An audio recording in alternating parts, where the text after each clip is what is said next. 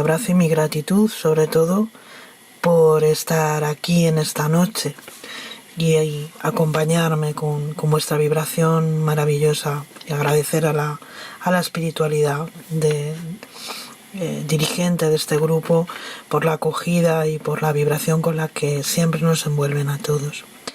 Bueno, yo antes de comenzar la conferencia quisiera deciros que, bueno, prácticamente hasta el día de hoy mismo he estado trabajando en ella porque, bueno, uno se organiza y la conferencia toma un rumbo y, bueno, pues de buenas a primeras y sin saber muy bien por qué, pues las cosas de pronto se plantean de otra manera, de una forma absolutamente diferente, se direccionan de una forma totalmente diferente. Supongo que tiene que ver con la inspiración, a veces con la intuición, ¿no? Que los amigos espirituales quieren dar para el trabajo. Vamos a comenzar, como no podía ser de otra manera, trasladando nuestra mente, nuestro pensamiento al siglo XIX, ese siglo maravilloso, y lo vamos a hacer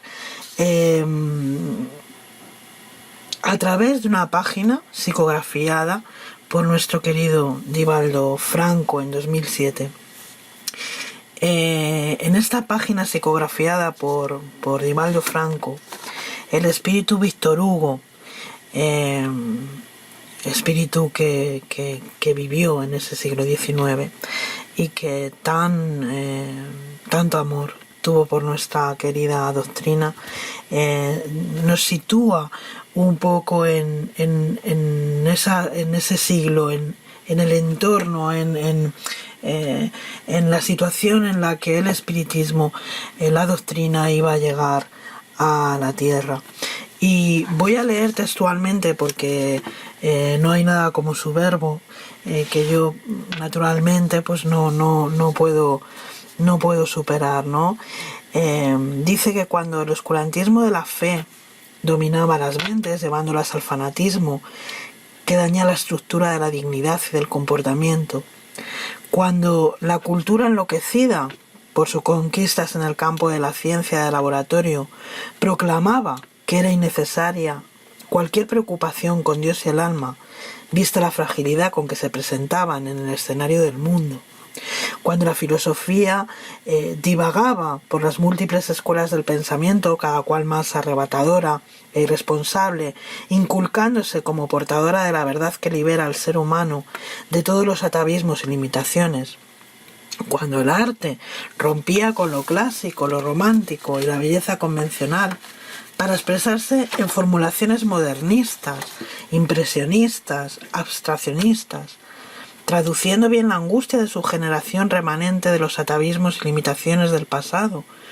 bien de la ansiedad por diferentes paradigmas de afirmación de la realidad, cuando se tornaban necesarios diversos comportamientos sociales y políticos para amenizar la desgracia moral y económica que avasallaba a la humanidad, cuando la religión, nos dice Víctor Hugo, perdía el control sobre las conciencias e intentaba rearticularse para proseguir con los métodos medievales, ultramontanos e insoportables, cuando las luces y las sombras se alternaban en la civilización, surgió el espiritismo, con su razón de ser, para promover al hombre y a la mujer, a la vida y a la inmortalidad, al amor y al bien, a niveles jamás alcanzados antes.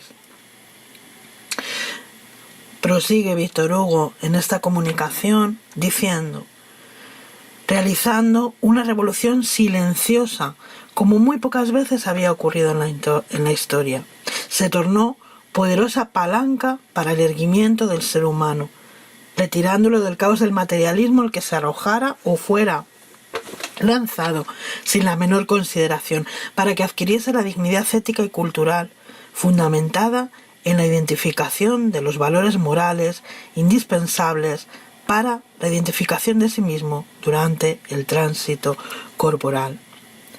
Este es el panorama que nos describe Víctor Hugo sobre el siglo XIX, este siglo de las luces, este siglo tan importante en todos los aspectos históricos, culturales, filosóficos, artísticos, como estamos viendo. Vamos a continuar enmarcando este siglo XIX para que comprendamos, aunque yo sé bien que vosotros sabéis, ¿no?, para que comprendamos la importancia del momento en el que el espiritismo llega a la tierra.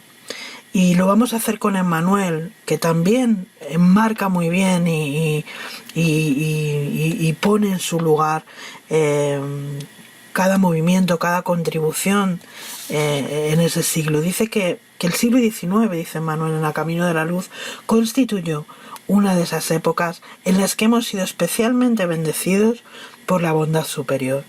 Fijaros qué maravilla. A despecho de las dificultades que se encontraban en ese periodo, además de las importantísimas contribuciones culturales recibidas, dice Emmanuel que fuimos inmensamente distinguidos por el advenimiento del espiritismo, materializado en el mundo físico por el trabajo inestimable del profesor francés Hippolyte Léon Denis Revel, para nosotros el eminente codificador Allan Kardec. Este siglo, nos dice, continúa relatando Emmanuel, dio inicio a los grandes movimientos revolucionarios europeos que abolieron, entre otras cosas, el absolutismo, implantaron la economía liberal y aniquilaron prácticamente, absolutamente el sistema colonial. Movimientos apoyados en las ideas renovadoras que ofrecía la ciencia y la filosofía, ya divulgadas en el siglo XVIII por los espíritus reformadores, iluministas y enciclopedistas. Tales ideas, según nos dice Emmanuel, constituyeron la base para que en el siglo XIX se combatiesen todos aquellos errores que la sociedad y la política habían cometido, ¿no?, y que habían hecho zozobrar los principios del derecho divino, en cuyo nombre, por cierto, se habían cometido muchísimos desatinos. Encontraremos entre esos reformadores, nos dice Emmanuel, a Voltaire, a Diderot, a Rousseau, d'Alembert, a Quesnay. Sus generosas lecciones influyeron en todo el mundo, Y enfatiza Emmanuel también en este capítulo el sacrificio de esos corazones, de esos corazones generosos fue que brotó la chispa del pensamiento y de la libertad, lo que dio lugar a las conquistas sociales que hoy disfrutamos todos. Dice Emmanuel más adelante que cumpliendo las determinaciones del Divino Maestro, los mensajeros del plano invisible trabajan junto a los gobiernos para facilitar la victoria de la libertad. Y encontramos pues esas decisiones del Congreso de Viena decretando la ilegalidad del tráfico de los hombres libres, como el Parlamento inglés resuelve abolir la esclavitud en todas las colonias británicas, como en Brasil también en 1859 se prohíbe el tráfico de seres humanos, como en la revuelta vida en 1848 en Francia se decreta también la extinción de la esclavitud de todos sus territorios, como el zar Alejandro II de Rusia también declara libres a todos los campesinos que trabajaban en régimen de esclavitud. Y bueno, como después de la guerra civil americana, la guerra de secesión que tuvo lugar entre 1861 y 1865, queda abolida también la esclavitud en los Estados Unidos. Y nos dice Emmanuel, porque Emmanuel nos sitúa muy bien, que el espiritismo venía de esa forma en la hora psicológica de las grandes transformaciones, alentando al espíritu humano para que no se perdiese ese fruto sagrado de cuantos habían trabajado y sufrido en el esfuerzo penoso de la civilización. El espiritismo trajo las pruebas de la supervivencia del alma y venía a rehabilitar el cristianismo que la Iglesia había corrompido, sembrando de nuevo las eternas enseñanzas del Cristo en los corazones de los hombres. El espiritismo, en su misión de consolador, nos dice Emmanuel, es el amparo del mundo en este siglo del que estamos hablando, ¿no?, de declive de su historia. Es en este momento cuando en el siglo XIX se inaugura la era del espíritu.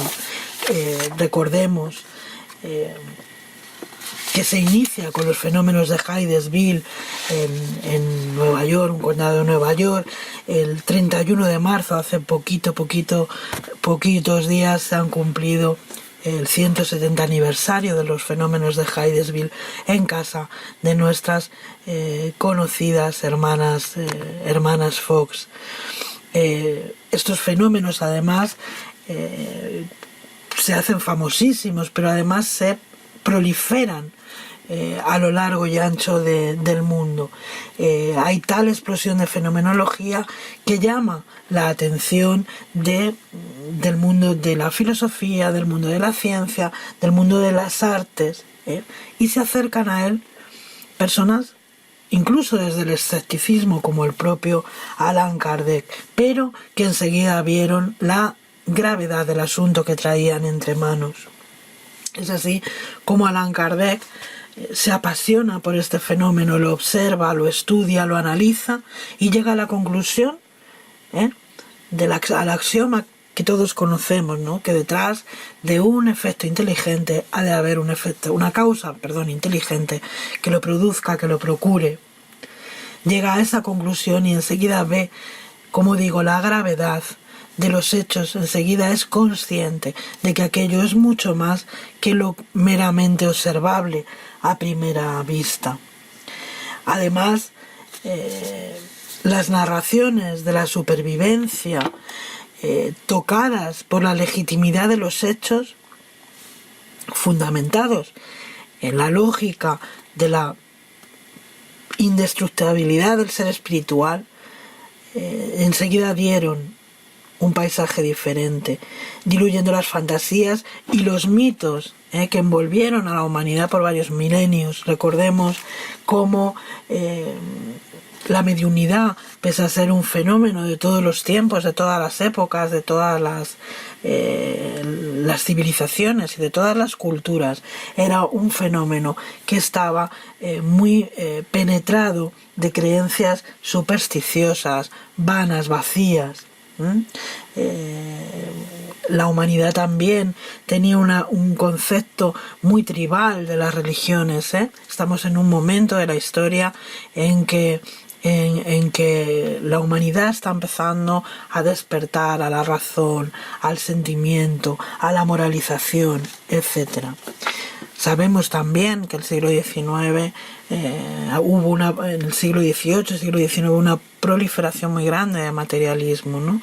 Las personas abandonaron las religiones precisamente por no ofrecerles aquello que buscaban, aquello que necesitaban, y por haberse situado siempre al lado del poder, al lado del opresor, y se produce este fenómeno, este movimiento materialista también tremendo. El espiritismo llega pues en este momento permitiendo que el ser humano se redescubra como un ser inmortal, que es persistente a la cuna y sobreviviente al túmulo. Vivimos antes y no morimos, facultándonos a cada uno de nosotros a comprender nuestra finalidad existencial. Esta es la contribución maravillosa que hace el espiritismo en aquella época, trazando nuevos programas para la comprensión de la vida, la manera más eficaz de enfrentarla, desafiando al materialismo y a los materialistas en su escepticismo, ofreciéndoles otras propuestas de comportamiento más seguras, ¿no? La razón del ser de la doctrina espírita, como sabemos, se basa en su estructura diversificada, en esos aspectos de investigación científica, al lado de las demás corrientes de la ciencia, del comportamiento filosófico, y a ese enfrentamiento del ser consigo mismo y de la necesidad de la vivencia ético, moral y religiosa que se estructura en Dios, en la inmortalidad, en la justicia divina, en la oración, en la acción al bien, etcétera, etcétera, etcétera. Es muy breve esta descripción de la situación, está puesta en marcha de todo lo que procuró la doctrina espírita durante todo el siglo XIX y principios del XX. Y vamos a ver un poco qué nos dice Kardec al respecto de los periodos, de las fases que atravesaría la doctrina espírita. Y a mí sí que me gustaría preguntaros, que escribáis breve en el área de texto, si queréis, porque Allan Kardec nos dice en la revista Espírita que el espiritismo, la doctrina espírita, iría a atravesar diferentes fases, como digo, y asigna 4 periodos o fases diferentes. Dice que la primera fase sería el de la curiosidad, en la cual los espíritus golpeadores, dice, han desempeñado un papel principal para llamar la atención y preparar los caminos. Recordemos que en este primer periodo es este periodo en el que las manifestaciones mediúnicas se multiplican por doquier, como digo, a lo largo y ancho de todo el planeta. Fundamentalmente en Europa, la explosión es tal, como he dicho al principio, que llama la atención de los sabios, la atención de los científicos, de aquellas personas que ya tenían la capacidad, el raciocinio para observar, para comprender y para estudiar y hacerse preguntas al respecto de lo que estaba sucediendo, como es el caso pues de nuestro querido maestro Kardec, ¿no? Tal era la profusión de fenómenos que habitualmente salían en los periódicos de la época, en los distintos jornales, eran comentados, eran hablados y bueno, pues es lógico, como dice Kardec, que este periodo tuviera lugar para llamar la atención, para que todos los ojos y todas las miradas se volvieran hacia aquellos acontecimientos que estaban ocurriendo. Dice que este periodo fue precisamente consagrado al estudio de los principios y de las leyes que reunidas debían constituir la doctrina. En una palabra, preparar los materiales. Al mismo tiempo nos dice que vulgarizar la idea. Esta ha sido o fue la simiente esparcida que, a semejanza de la parábola del sembrador que todos conocemos, no debía en todas partes fructificar del mismo modo. En algunos lugares quedaría únicamente apenas un testimonio de aquellas manifestaciones, y en otros aquellas personas que se reunían alrededor de ellas sí fueron capaces de observar, de verificar.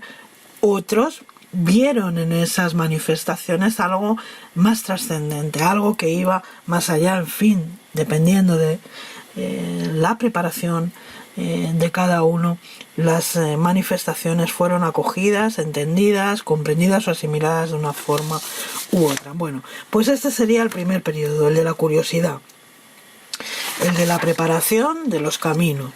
Y después Kardec nos dice que el segundo periodo sería el de la observación, en el cual entramos, dice Kardec en aquel momento, y que también podemos llamar el periodo filosófico.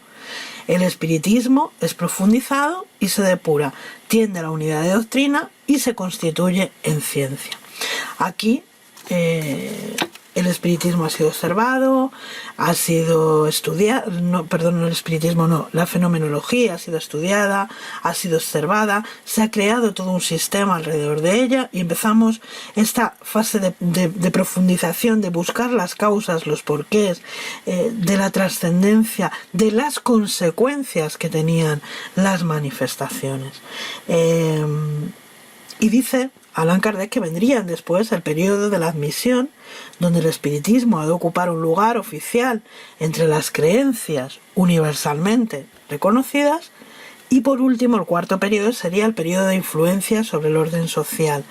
Será entonces, nos dice el maestro de Lyon, que la humanidad, bajo la influencia de estas ideas, ha de entrar en un nuevo camino moral. Esta influencia desde hoy es individual. Más adelante actuará sobre las masas para el bien general. Y aquí es donde viene mi pregunta y donde yo os pido, si queréis, que me contestéis. ¿En qué periodo, en qué fase pensáis que nos encontramos ahora en el presente? ¿En el periodo de la observación? ¿En el periodo de la admisión, donde ya admitimos la doctrina y se admite como una creencia universal? En el periodo de la influencia sobre el orden social. ¿En qué periodo pensáis vosotros que nos encontramos ahora? Venga, a ver si algún valiente me sabe decir, me sabe orientar en este sentido. ¿En qué periodo pensáis? ¿Nadie me dice nada? Bueno, pues yo continúo hablando entonces. Nos hallamos ahora mismo más cerca del periodo aún de observación, en el cual estamos aún, el periodo filosófico en el cual estamos todavía profundizando en la doctrina, que en el tercer periodo, que debería de ser el de admisión. Fijaros que Allan Kardec nos dice ya en el siglo XIX que estábamos entrando en ese periodo filosófico, en ese periodo de observación. Sin embargo, aún hay una resistencia en nosotros para dar un paso más allá. Es importante en el periodo de la práctica filosófica. Gracias, Sonia. En el periodo de la práctica filosófica, efectivamente, aún estamos conociendo y profundizando la doctrina. Aún estamos intentando interiorizarla, pese a que ya estamos en pleno proceso de regeneración del planeta, y por lo tanto nos espera un futuro de trabajo serio, de estudio. Vamos a ver, porque yo he ido a otra obra que desconocía y que me ha gustado leer, que es la obra El Gran Desconocido de Herculano Pires, y nos habla en una parte, nos habla un poco de los tres elementos que el espiritismo utiliza para transformar nuestro mundo en un mundo mejor y más bello. ¿Y por qué me he ido ahí? Porque estamos en ese periodo de regeneración, porque la espiritualidad ya nos está exigiendo que demos un paso adelante. ¿Qué quiero decir con esto?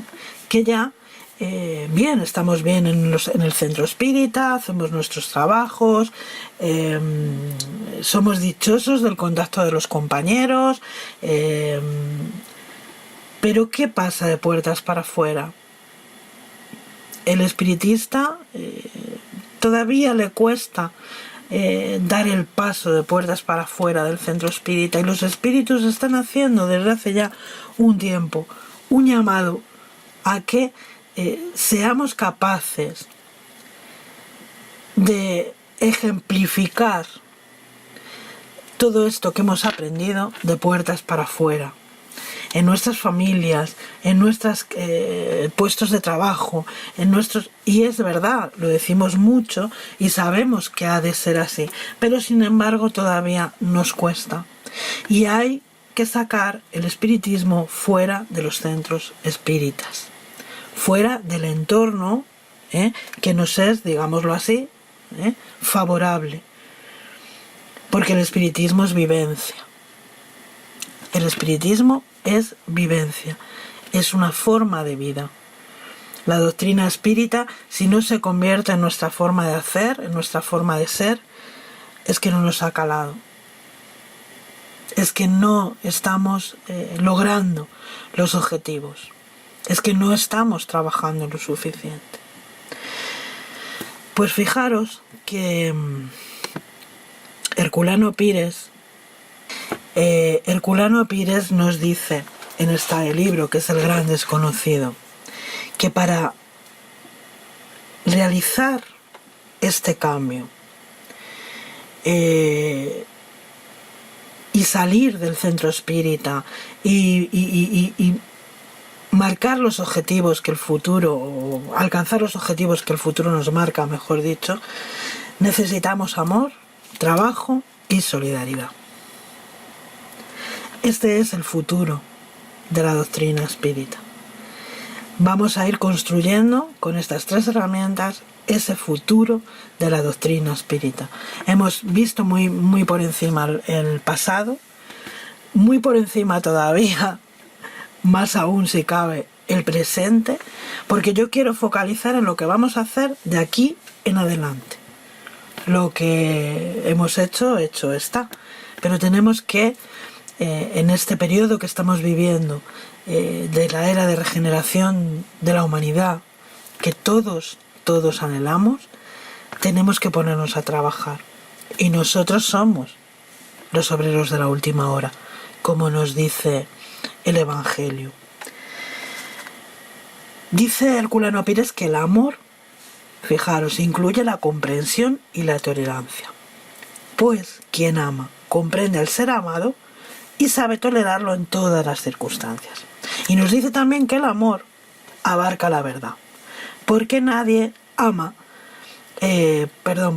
porque quien ama sabe que el objetivo supremo del amor es la verdad.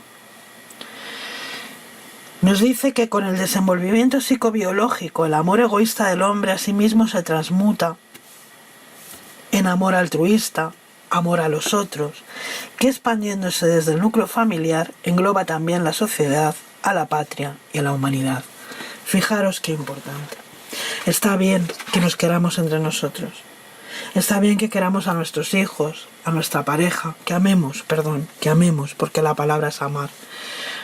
A nuestras parejas, a nuestros hijos, a nuestros compañeros del centro. Pero ya no es suficiente. Ya no es suficiente. Hemos interiorizado, estamos profundizando en la doctrina y tenemos que llevar adelante ese movimiento del alma que nos lleve un pasito más allá. Nosotros, dice Herculano Pires, somos creaciones limitadas y estamos restringidos en cada existencia por las limitaciones de la condición humana. Amamos de manera especial a quienes están unidos a nosotros en esta vida o que se unieron a nosotros en vidas anteriores. Pero estamos en el momento de amar a todos los seres, de amar todas las cosas. Amamos nuestra tierra, nuestro pueblo, el lugar en el que nacemos, el lugar en el que vivimos.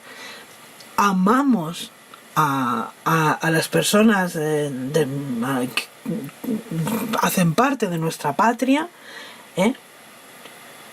pero tenemos que abarcar todavía más. Tenemos que abarcar la humanidad entera. Tenemos que amar el planeta, a toda la humanidad, porque todos son compañeros y maestros en esta aventura del progreso evolutivo. Debemos ya de ponernos en disposición de amar más allá de la Tierra. Fijaros lo que estamos hablando. Fijaros lo que estamos hablando. Ha llegado ese momento. Ese es el primer escalón hacia la trascendencia espiritual. Tenemos una capacidad infinita de amar. Infinita de amar. Solo tenemos que querer amar, que querer respetar, que querer acompañar, que querer consolar. Tenemos que amar ya como Francisco de Asís lo hacía, ¿verdad? Como el pobrecito de Asís amaba sin límites toda la creación, abrazando toda la creación, porque fijaros lo que nos dice Herculano Pires, que las ondas de amor alcanzan todas las distancias, alturas y profundidades, aunque no puedan ser medidas como hacemos con las ondas de radio. Después de sobrepasar los límites posibles de la creación, el amor alcanza su objetivo principal, que es Dios. El espiritismo nos invita, porque profundiza en el conocimiento de la realidad universal. Y no pretende cambiar el mundo en el que vivimos de una manera superficial en sus estructuras. Si de verdad queremos contribuir, como espíritas que somos, para ese cambio, contribuir para esa era de regeneración, no vamos a adelantar absolutamente nada si no nos modificamos cada uno de nosotros primeramente. El egoísmo que emana de nosotros solo puede producir más egoísmo y un mundo egoísta, porque el mundo al final no es más que el reflejo de lo que nosotros somos. Nuestro mundo no es más que una construcción mental y un reflejo del estado en el que se encuentra la humanidad y por ende, como células que somos de esa humanidad, del estado en el que nosotros nos encontramos.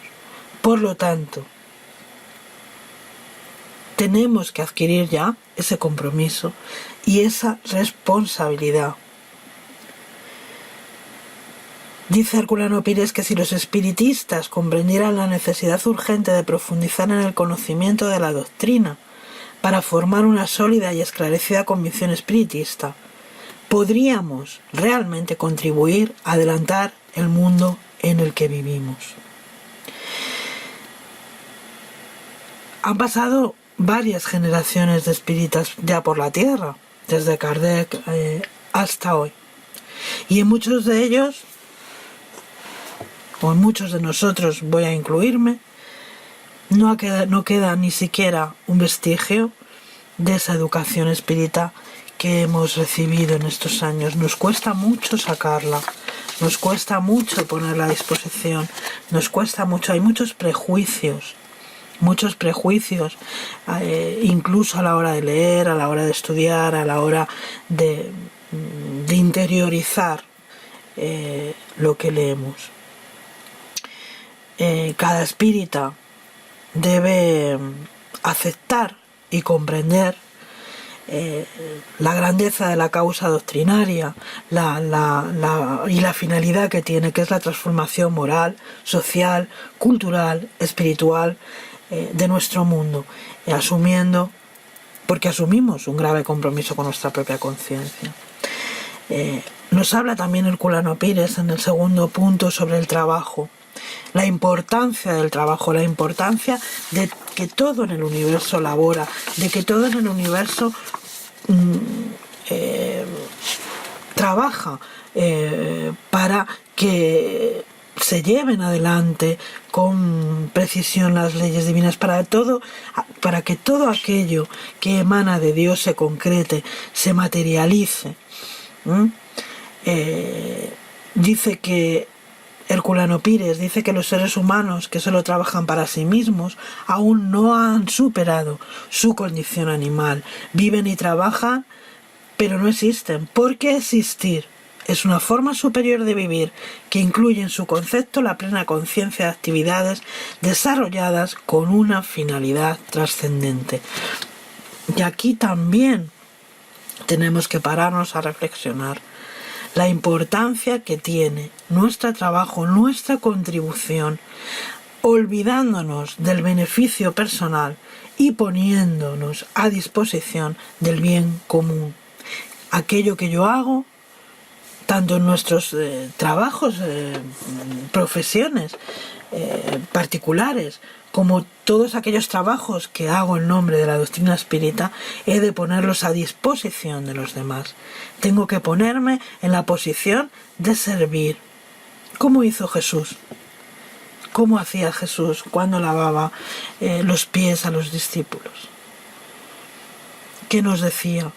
Que el que quisiera ser el primero de todos, sirviera, se pusiera al servicio de los demás. Entonces, con esta sublime enseñanza, ¿qué podemos decir del trabajo? Incluso cuando desarrollamos nuestras propias profesiones que a veces no nos gustan o no estamos conformes o a gusto en nuestros trabajos, debemos de tener esa conciencia del servicio para el otro, de que aquello que estamos haciendo como espíritas que somos, lo hacemos por el bien común. Y os puedo asegurar que esto cambia mucho el cuento, cambia mucho la visión de las cosas. Hemos visto como el trabajo individual se ha ido extendiendo progresivamente, nos dice el Cura Pires, con la división del trabajo hacia la fase superior del trabajo colectivo. Y es así como en este trabajo colectivo se han ido conquistando, se han hecho conquistas sociales importantísimas que han contribuido y contribuyen para el bien de todos nosotros. Nosotros debemos ya de desarrollar, los espíritas, ese sentido de comunidad, ese sentido de solidaridad, de tolerancia, para mayor rendimiento, para mayor estímulo, para mayor perfeccionamiento, para alcanzar ese objetivo que es el mundo, repito, de regeneración.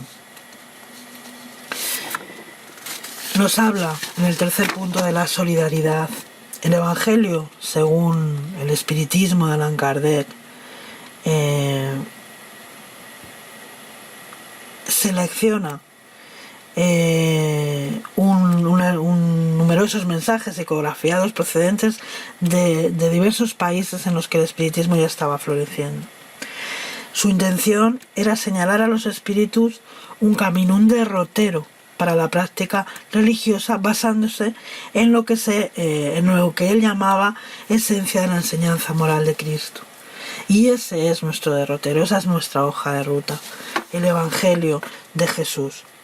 La solidaridad espírita ya no puede ser más interna, no puede ser ya más entre los adeptos, entre los compañeros, sino que hay que proyectarla, por lo menos, nos dice el Cura Pires, que en tres direcciones: en el medio social general de la comunidad espírita, más allá de los grupos domésticos y de las instituciones cerradas, incluir a todas las criaturas vivas, protegiéndolas, amparándolas, estimulándolas en sus luchas por la trascendencia espiritual, procurando ayudarlas sin pedir nada a cambio, ni siquiera la simpatía doctrinaria, porque los espíritas también somos a veces un poquito, en fin, no sé muy bien cómo denominarlo, no sé si es corporativismo sería la palabra, pero no me importa ayudar porque es un compañero espírita o no, pero sin embargo sí que mostramos a veces ciertos prejuicios entre aquellos que no piensan como pensamos nosotros. Y por último nos dice Herculano Pires que esa solidaridad se eleva a los planos superiores para unirse a Kardec y a su obra, a todos los espíritus esclarecidos que luchan por la propagación del espiritismo en el mundo, a Dios, a Jesús, en la solidaridad cósmica de los mundos solidarios, porque ya no podemos más quedarnos en nuestra zona de confort. Esto es algo que se ha repetido mucho en muchos momentos en la elaboración de esta conferencia. En estas tres dimensiones, la solidaridad espírita realiza, como si estuviera apoyada en tres poderosas palancas, el esfuerzo supremo de elevar el mundo, estimulando a los seres humanos hacia la trascendencia espiritual. No podemos ya encerrarnos más en nuestros grupos, en nuestros ambientes de madriguera, como lo califica él, y sí tenemos, repito, que salir al mundo. La lucha del hombre para transformar el mundo es la lucha del hombre consigo mismo, porque, como dije antes, él es quien hace el mundo, y lo hace a su imagen y semejanza. Dios crea la tierra y todos los mundos del espacio, pero dio a cada mundo a los hombres que lo habitan, para que ellos aprendan su oficio, intentando crear el mundo que les compete. El mundo material y su contraparte, el mundo espiritual, que los científicos ya empiezan a entrever, a descubrir, constituyen el mundo natural. Y sobre ambas partes de este mundo natural es como los hombres construimos los mundos ficticios. Cada civilización es un mundo imaginario desde el punto de vista que os he dicho antes. Es la proyección de los seres que lo habitan. El espiritismo es, por lo tanto, la proposición de Dios ratificada por los espíritus superiores para la transformación y la elevación de la tierra. En el libro Síntesis Doctrinal y Práctica del Espiritismo, León Denis, a modo de preguntas y respuestas, en la pregunta 101 dice que cómo el espiritismo vuelve mejor al individuo, y contesta consagrándosele la verdadera noción de la vida y por lo tanto la de su destino, es decir, haciendo la educación moral del hombre individual y del hombre social. ¿Y cómo comprende el espiritismo la solidaridad humana?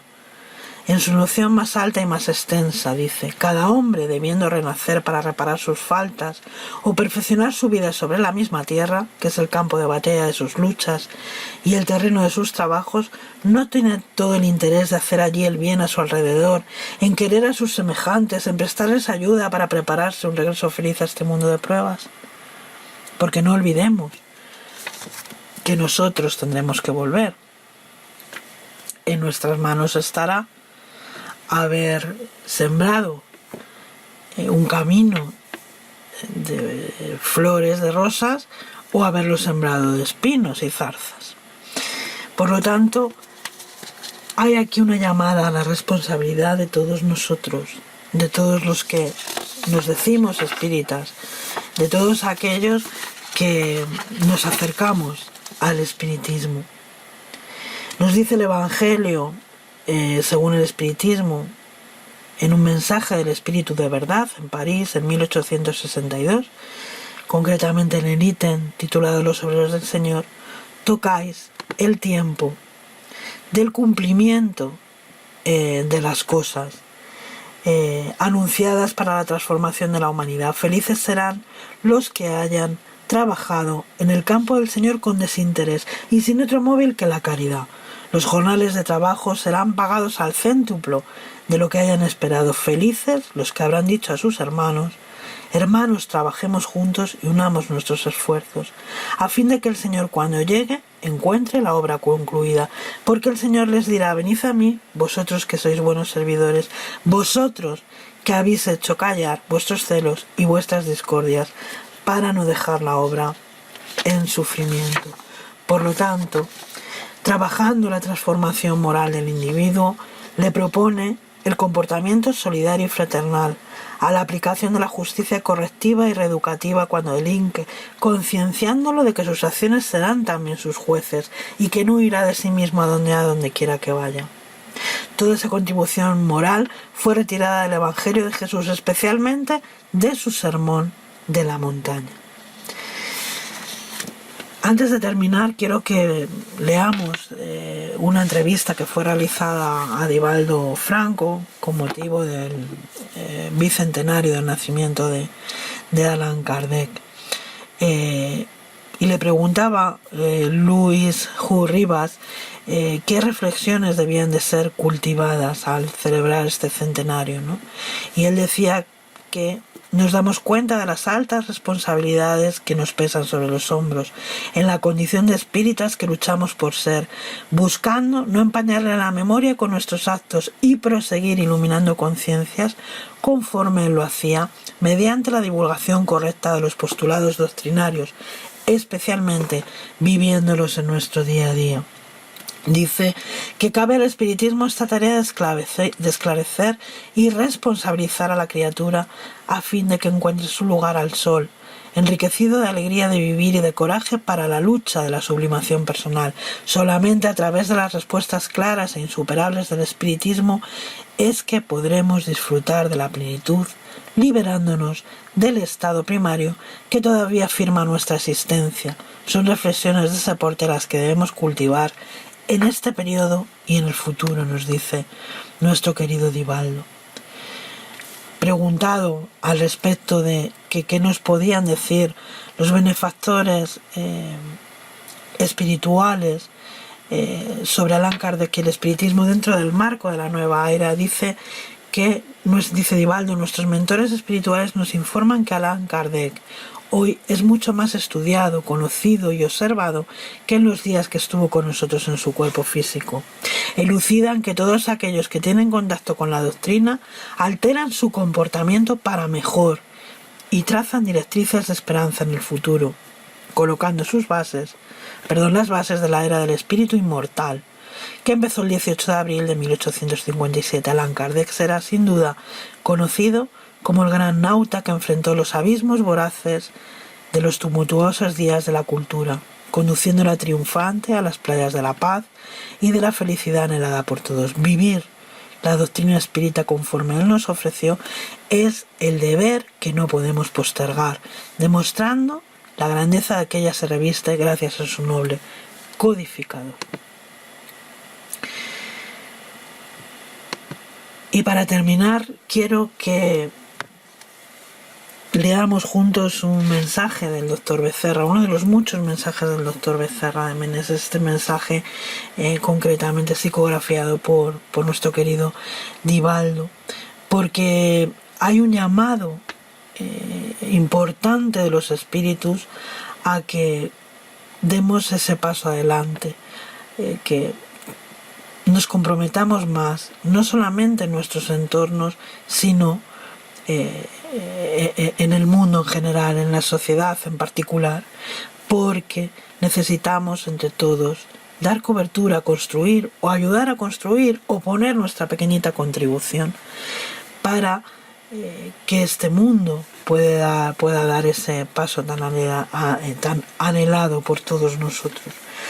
Dice este espíritu maravilloso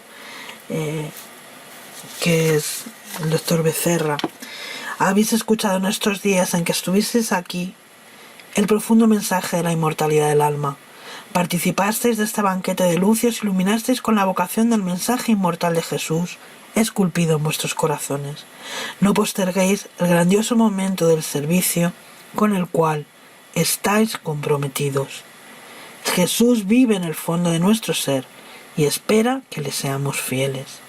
No es la primera vez que firmamos un compromiso de servirlo y fracasamos terriblemente olvidándonos de su mensaje de fraternidad, para que el ego destructor nos llevase a los descalabros morales. No es la primera vez que Él habló a la acústica de nuestras almas y, no obstante, fascinados por su ternura, descendimos al abismo del placer engañoso y rápido, olvidándonos de servirlo. De nuevo, Él regresa a través de los inmortales, que lo están precediendo como un ejército, o como si las estrellas de los cielos descendieran a la tierra para iluminar la gran noche y el comandante del amor viniese después. Espíritas, es que os fue dicho amaos y os fue repetido instruíos. Sin embargo, por encima de todo, que os dediquéis a servir. Jesús nos espera. De la misma forma que tenemos necesidad de Él, Él necesita de nuestra voz. Que nuestra voz lo lleve a aquellos que están sordos a la verdad, o que están paralíticos a la acción del bien. No más mañanas. Hoy, ahora es el momento justo de ayudar. Levantaos del estado de inercia y plantad la cruz del Gólgota, dejándoos abrazarla en el testimonio de amor. No más circo con sus paredes defensivas. Ahora es la humanidad, no más fieras hambrientas. Son vuestras pasiones que os torturan y que a todos nos atormentan. Sublimemos juntos nuestros sentimientos para poder corresponderle a la expectativa del amor. Id de regreso a vuestros hogares y aplicad el bálsamo consolador de la verdad que ahora poseéis. Y si no pudierais hacer mucho, haced lo que podáis, porque aquel que hace lo que puede, hace lo máximo. Pero nadie está tan falto de amor que no pueda sonreír, que no pueda extender la mano trémula al débil de la calle, que no pueda repetir la parábola del buen samaritano, colocando el bálsamo en la herida abierta que los ladrones de nuestro pasado espiritual nos tiraron en el camino entre Jerusalén y la baja región.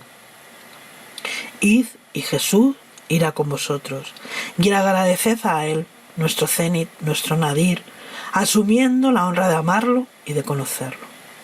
De vuestro humilde servidor y paternal de siempre, Becerra de Meneses.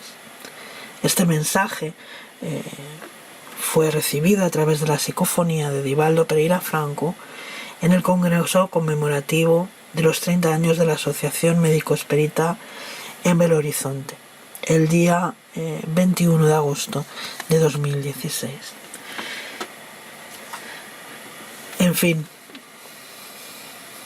esta ha sido mi exposición. Creo que personalmente a mí me ha servido para reflexionar mucho y para comprometerme a hacer un poco más. El futuro de la doctrina espírita está en nuestras manos, porque el espiritismo será lo que nosotros, los espíritas, los trabajadores de la última hora, hagamos de él. Así que os animo en ese compromiso, porque tenemos la oportunidad de colaborar entre todos, unidos, amándonos, perdonando 70 veces 7, como decía Jesús. Estamos llamados a colaborar en esta obra de regeneración. ¿Cuántas veces Jesús ha llamado a nuestra puerta, como decía el doctor Becerra, y cuántas veces le hemos dado con la puerta en las narices por comodismo, por pereza, porque nos hemos perdido con nuestros egoísmos, orgullos, ambiciones, vanidades? Tenemos una oportunidad enorme de contribuir, de reparar, de construir un mañana mejor, un futuro espléndido, maravilloso. Y esa responsabilidad la tenemos nosotros más que nadie, los espíritas, los que conocemos y sabemos de la verdad. Muchísimas gracias por vuestra atención, por vuestro cariño, siempre por esta oportunidad que me habéis ofrecido. Gracias.